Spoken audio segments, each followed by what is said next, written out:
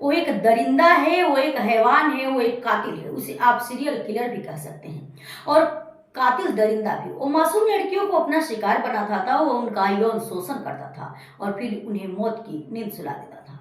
उसके दिल में रहम नाम की कोई चीज नहीं थी। उसे मासूमों की चीख पुकार से कोई फर्क नहीं पड़ता, वो बस अपना शिकार करता था। नमस्कार, स्वागत है आपका हमारे चैनल में और मैं हूं आपके साथ ममता दुबे। दोस्तों, आज की कहानी है एक बलात्कारी सुनील की। कहते हैं अपराधी चाहे जितना भी शातिर हो, एक ना एक दिन कानून की गिरफ्त में आ ही जाता है। 30 साल का सीरियल किलर सुनील भी इसी तरह कानून के शिकंजे में आया था। तभी से वो जेल में बंद था। हाल ही में अदालत ने उसे दोषी ठहराया है। 9 मासूम लड़कियों की दुष्कर्म के बाद हत्या करने के दोषी सुनील को कोर्ट ने फांसी की सजा सुनाई। 11 नवंबर 2018 का वो खौफनाक दिन, जब इस दरिंदे ने एक मासूम लड़कियों के साथ बेरहमी से दुष्कर्म कर उसकी हत्या कर दी थी।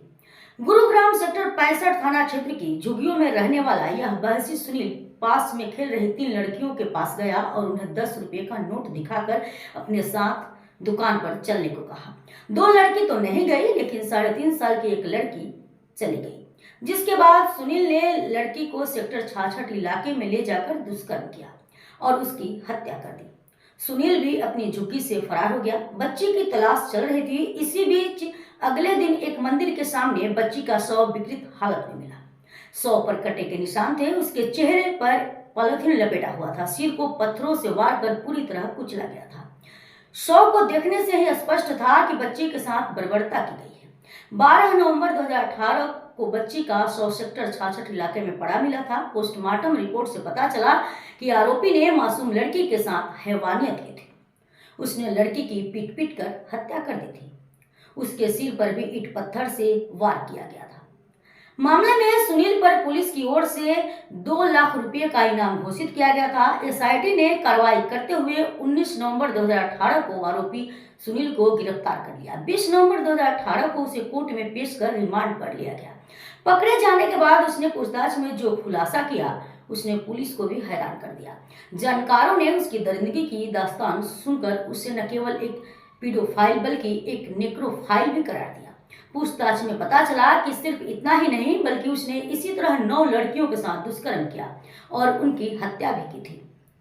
आरोपियों ने दुष्कर्म के बाद सिर्फ एक लड़की को जिंदा छोड़ा था। यही हाल सिकंदरपुर के पास का था। यह घटना 15 जून 2013 को सिकंदरपुर के पास घटी थी।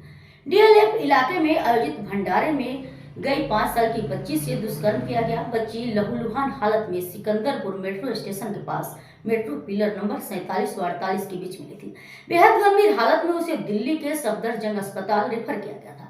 लड़की के साथ बेरहमी से दुष्कर्म किया गया। गुरुग्राम पुलिस ने एफआईआर दर्ज कर जांच शुरू कर दी, लेकिन मामले में कोई सुराग नहीं मिला, जिस पर 2014 में कोर्ट में ट्रेस रिपोर्ट दाखिल की गई। 15 दिसंबर 2018 को आरोपी सुनील के खिलाफ कोर्ट में चालान पेश किया गया।